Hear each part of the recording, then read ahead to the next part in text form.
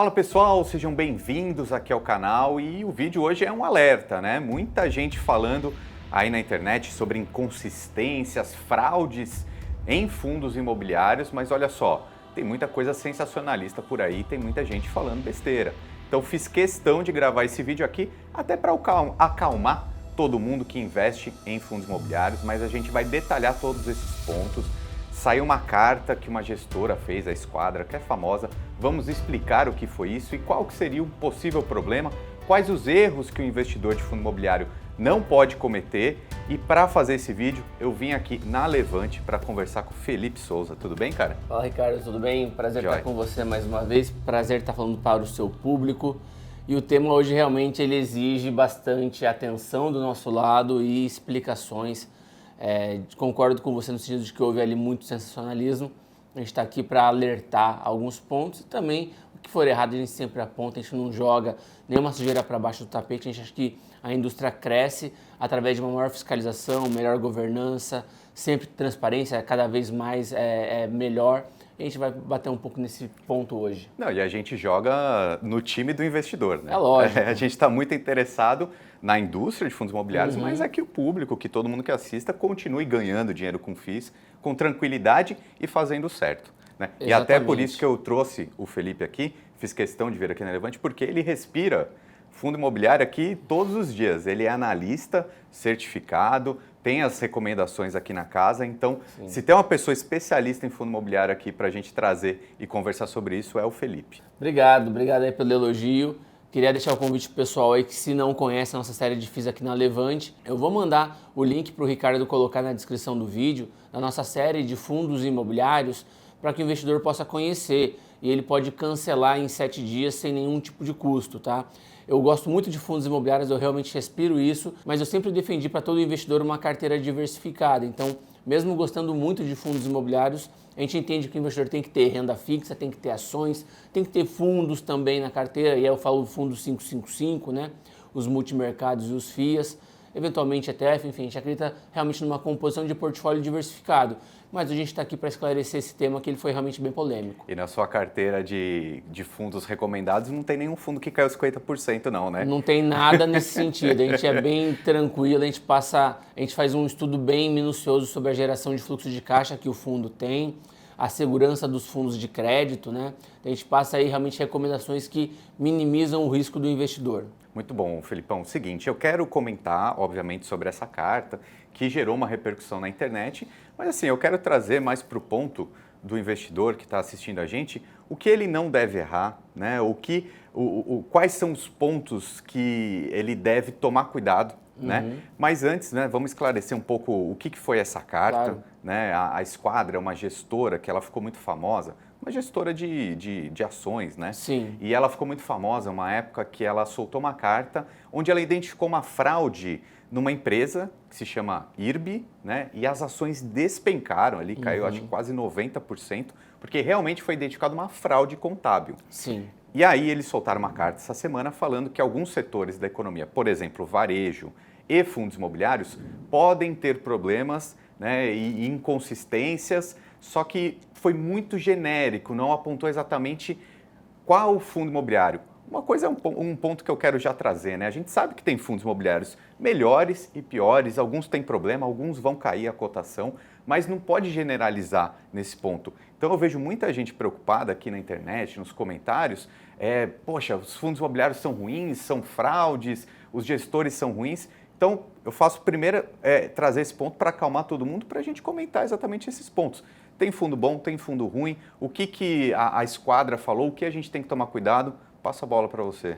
Tá bem. Bom, pegando o seu gancho de IRB, né, quando a Esquadra soltou o trabalho dela, ele foi um trabalho praticamente investigativo. Eles escreveram uma carta com mais de 170 páginas, se não me falhar a memória, tá? 170 aí, 170 páginas.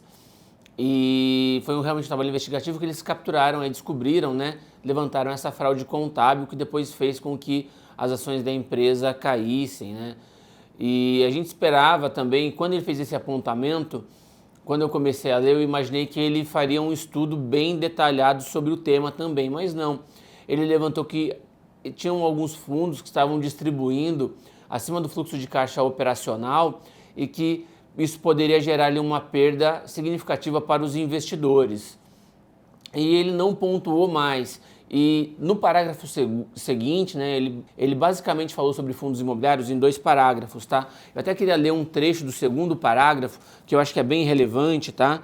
Que ele menciona o seguinte, vou ler só uma parte dele. Quando ele cita, né, que os fundos estão distribuindo acima do fluxo de caixa, ele menciona o seguinte: as amostras acima são exemplos, longe de serem exaustivos, da necessidade de haver um trabalho minucioso, quase obsessivo, de investigação, checagem de dados e entendimento de negócio. Ou seja, ele mesmo fala que após essa percepção dele, ele não tem um estudo muito robusto sobre isso. E acho que esse foi um dos pontos que mais incomodou, né? Porque um gestor que já descobriu uma fraude, é um gestor muito conceituado no mercado, ele tem 16 bilhões sob gestão, é uma marca muito expressiva, pouquíssimos gestores conseguem isso, é uma das principais gestoras do Brasil. Recentemente ele até gravou com um outro gestor que é um ícone do mercado, que é o Florian Bartunek, né? Eu não sei se propriamente quem escreveu essa carta foi o Guilherme Achê, né? Ou se foi ou se foi alguém da equipe dele, mas enfim, ele fez esse apontamento. Isso teve um desdobramento, uma repercussão muito grande. Saíram notícias na mídia como fundos imobiliários são pirâmides. Nossa, então a gente isso aí não tem nada a ver, né? A gente tem que vir a público realmente defender a verdade, não é defender um fundo imobiliário, mas é uma indústria que tem 2.250.000 investidores, conforme o último boletim de FIIs da B3, que faz referência a julho de 2023.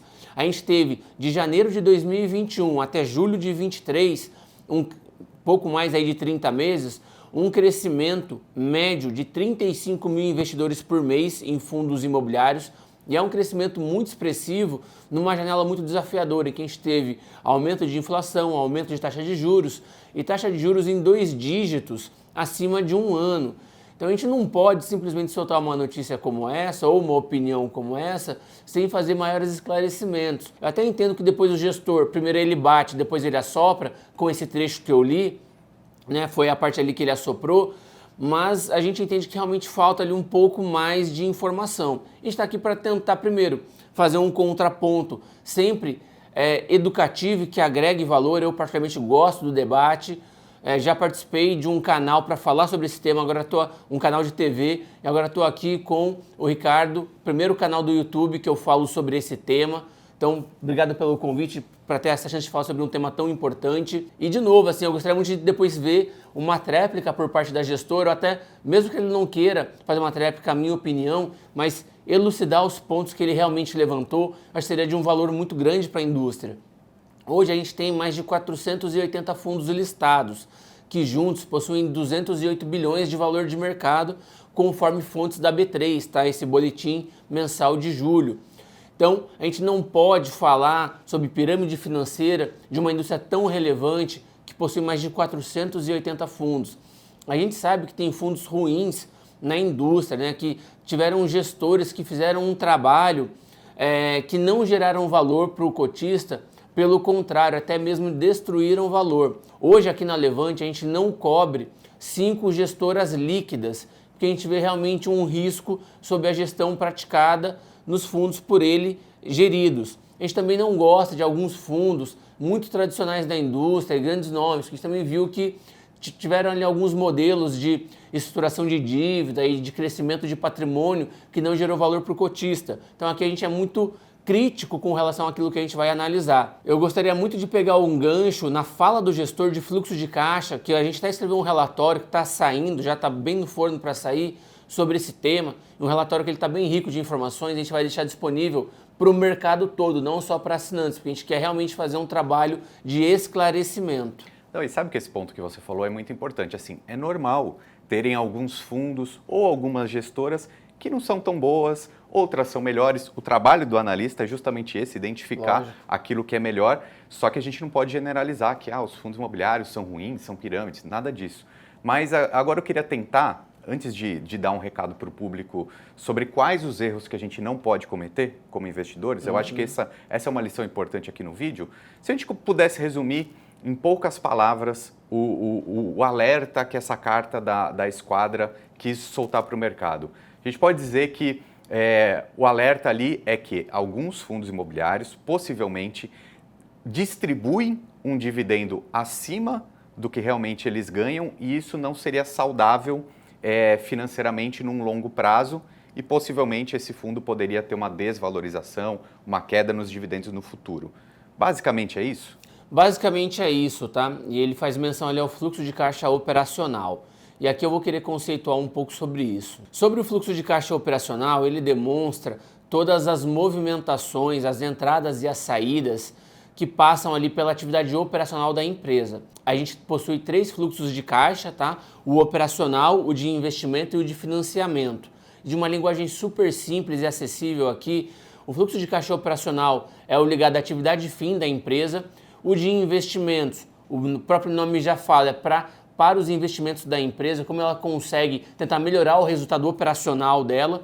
E o de financiamento é como ela consegue captar recursos para fazer novos investimentos e se manter aí a sua estrutura operacional. Quando a gente vai olhar o fluxo de caixa operacional, é importante que a gente entenda receitas recorrentes, que são as receitas operacionais ligadas à atividade fim do fundo imobiliário. Pensa que você tem um fundo imobiliário de tijolo. Qual que é a atividade fim dele? Imóveis para renda, que vão gerar receita, rendimento imobiliário, tá? Receita de aluguéis, receita de locação, que vai se converter em dividendo. Esse é o grosso de um fundo de tijolo que possui imóveis para renda. O fluxo de caixa operacional dele, o grosso, receita de locação, receita de aluguel. Um fundo de desenvolvimento, que ele constrói ativos para vender. Qual que é o grosso da receita dele? São as vendas desses ativos que ele está incorporando, tá? Então a gente tem que entender primeiro qual que é a atividade fim do fundo e qual que vai ser a receita dele. Sobre receita, a gente tem ali o Comitê de Pronunciamento Contábil, número 47, que ele traz a definição do que é uma receita e depois, na instrução CVM 516, olha como esse mercado é seguro e regulamentado. A instrução CVM 516, ele fala como que os fundos deverão apresentar seus documentos contábeis.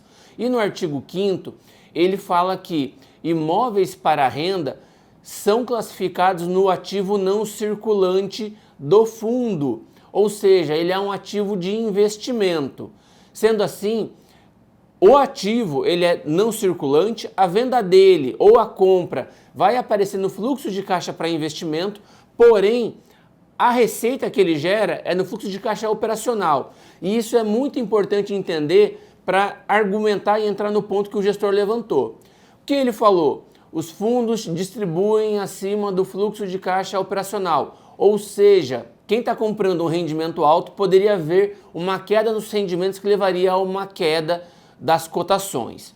E aqui a gente tem que explicar então muito bem. A gente entendeu com relação aos fundos de tijolo e é neles que eu vou focar, porque eu acredito que é deles que os gestores estão falando. Por quê? A gente começou a ver vários fundos imobiliários fazerem alguns desinvestimentos. Desinvestimento é venda, né? É vender esse fundo imobiliário e aí ele capta um recurso ali, uma receita, que não é de aluguel, é de venda. Aí vem um dividendo maior, que seria o não recorrente. Exatamente. E o não recorrente, ele aparece no fluxo de caixa para investimentos, né? Enquanto que a receita de aluguel aparece no outro fluxo. E aí a gente tem de novo esse resultado não recorrente, ou seja, um resultado não operacional, que geraria ali, em tese, uma armadilha do dividendo elevado. Pessoal, a Lei de Fundos Imobiliários completou 30 anos neste ano, há pouco mais de um mês. Por conta disso, a gente vê vários fundos maduros, a gente tem fundos com mais de 10 anos já de janela e fundos que cresceram e diversificaram seu portfólio. E o ciclo imobiliário, ele possui a fase de investimento, de maturação do ativo e de desinvestimento. Isso é um ciclo. É normal você comprar, maturar e vender. A gente vê as companhias de properties que tinham na bolsa, de logístico, até mesmo de shopping, fazerem esse movimento. Isso é muito normal.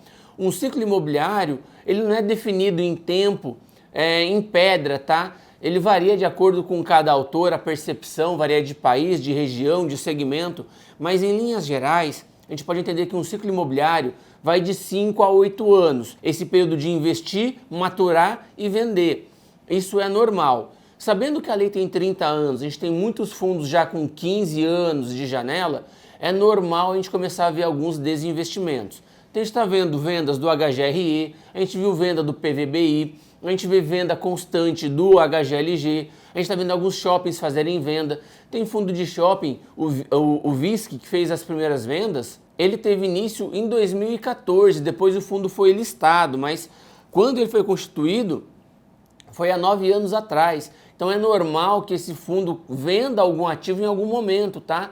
Investimento não é casamento, não é aquela questão do buy and forget, né? Ele tem que realmente fazer gestão ativa que está no mandato do fundo. Então, qual que é o nosso ponto aqui?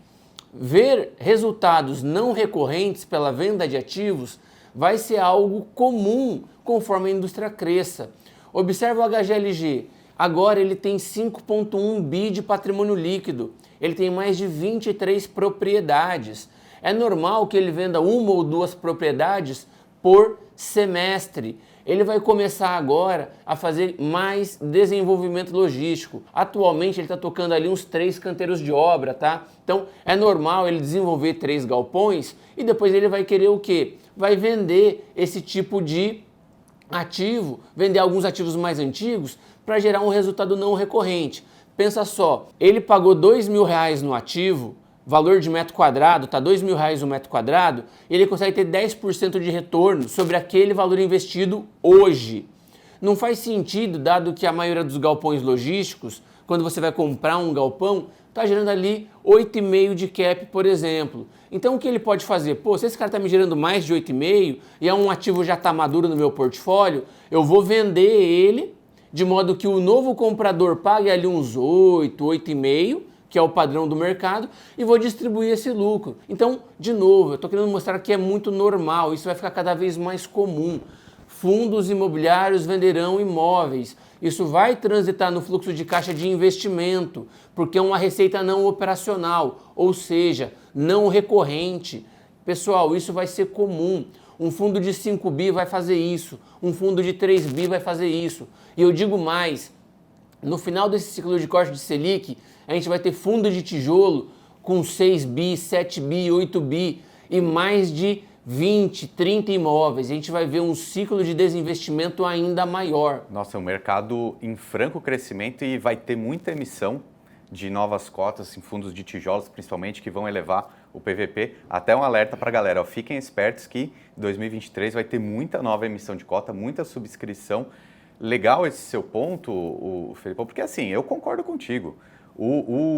Esse efeito não recorrente, essa venda, vai acontecer muito e isso é bom para o investidor. Principalmente se a gestão está fazendo um trabalho bem feito.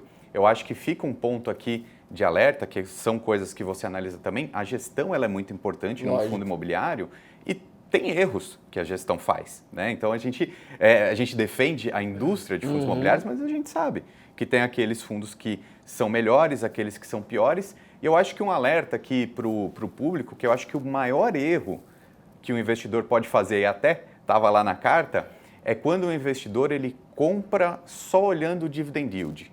Porque se ele olhar ali, quero só os fundos que têm o dividend yield alto, de repente aquela gestão faz alguma maquiagem para elevar o dividendo durante uma janela de tempo, só para conseguir aumentar o seu fundo, ter mais cotistas e depois fazer novas emissões, etc. Esse poderia ser um problema. Então, se o investidor não olhar unicamente o dividend yield e olhar o que realmente tem por dentro do fundo, ele já vai estar isento de problema. Tá? Então, o maior erro que o investidor pode fazer é olhar só o dividend yield para comprar um fundo. Exatamente. Indicadores, eles somente indicam, tá? Eles podem ser um norte, uma bússola para você, mas você não deve tomar nenhuma decisão por um indicador específico. E já me perguntaram qual que é o melhor indicador para eu avaliar um fundo imobiliário. E eu não sei dizer qual é o melhor, mas eu sei dizer qual é o pior, o dividendo. Não analise um fundo pelo dividendo que ele pague. Conforme os fundos crescem e fica mais complexa a operação dele, torna-se mais difícil para o investidor pessoa física fazer essa análise. Por isso, ele deve duas coisas, ou estudar mais, ou contar com um analista de confiança que faça essa diligência para ele. Você naturalmente tem o seu dia a dia corrido, a sua vida, os seus afazeres, o seu momento de lazer. Eu acho que você deve estudar sim os seus investimentos, mas não com o sentido de querer se tornar às vezes um profissional. Não é porque você bate bola de fim de semana que você pode disputar a Champions League. E um analista, de fato, ele trabalha com isso, ele respira isso, ele tem que estar muito por dentro disso, ele tem que entregar um trabalho para você melhor do que você conseguiria fazer. Se você está fazendo uma análise mais completa que um analista, ou você está na profissão errada, ou você está contratando um analista errado. Então, observa bem a qualidade do trabalho que você assina. Aqui eu quero fazer mais um comentário sobre o fluxo de caixa, vou deixar um alerta para o investidor. Você pode ir no site FNet Consulta, um site da CVM, que tem todos os informes que são publicados ali. Você entra no FNet, você vai colocar fundos imobiliários, informes periódicos e demonstração financeira. E aí você vai escolher o fundo que você está analisando. Você vai ver ali a demonstração financeira do fundo que você analisa. E aí você vai fazer o quê? Você vai olhar os fluxos de caixa. E aí você vai ver o que é venda, o que não é venda. Você vai ver como o gestor está distribuindo essa venda. O que você tem que se atentar é, a venda não deve ser maior do que a receita imobiliária, sob hipótese alguma. Um fundo de renda, ele tem que ter o grosso da sua atividade vindo do fluxo de caixa operacional, ou seja, das receitas imobiliárias e não da venda de ativos. Então, observe muito essa dinâmica. Eventualmente, você tem dois tipos de regime contábil, eu não vou me aprofundar muito nisso aqui, mas você tem o regime de caixa e competência. Caixa é o que realmente transitou no caixa da empresa, o dinheiro que realmente passou pelas contas ali da empresa, pelo caixa dela, enquanto que no regime de competência, que é o que as SAs adotam, as ações da bolsa, as companhias da bolsa adotam, é o de competência, que é quando acontece o evento, né? Pensa o seguinte, a Multiplan vai marcar aquilo imediatamente, venda de 500 milhões do Shopping X no dia 25 de agosto vai aparecer lá como receita de competência. Embora aquela venda possa ser, o recebimento daquela venda possa ser parcelado e gere um efeito caixa distinto, ele registra no momento. SA registra por competência, fundo imobiliário por caixa. Fundo imobiliário, ele se pautou na legislação dos REITs nos Estados Unidos, então ele distribui o que transita pelo caixa dele efetivamente. Por isso que não dá para a gente imaginar uma fraude contábil, pelo menos é esse o meu ponto, tá? Então a gente vai observar o quê? O que transitou pelo caixa efetivamente é o que ele está distribuindo. E aí você olha o fluxo de caixa para ver o que é receita de aluguel e o que é de venda, tá bom? Então, galera, muita calma nessa hora. Fiquem tranquilos que não é pirâmide, não é fraude, mas tem que fazer a seleção entre o que é bom e o que é ruim. E aí, Felipão, eu vou deixar mais uma vez o link na descrição para você conhecer mais sobre a série de fundos imobiliários que o Felipe assina. E passa aqui para o pessoal também o seu Instagram. Como que o pessoal te encontra aqui na internet? Claro, é Felipe_CNPI, vocês podem me encontrar lá, eu sempre estou abrindo caixinha de dúvidas, estou mandando mensagem para todo mundo, estou esclarecendo as dúvidas, vocês fiquem à vontade aí para vir e me fazer perguntas, interagir, estou sempre à disposição. Cara, brigadão, valeu pelas dicas, excelente. Eu que agradeço, até a próxima pessoal, tchau. Valeu gente, um abraço.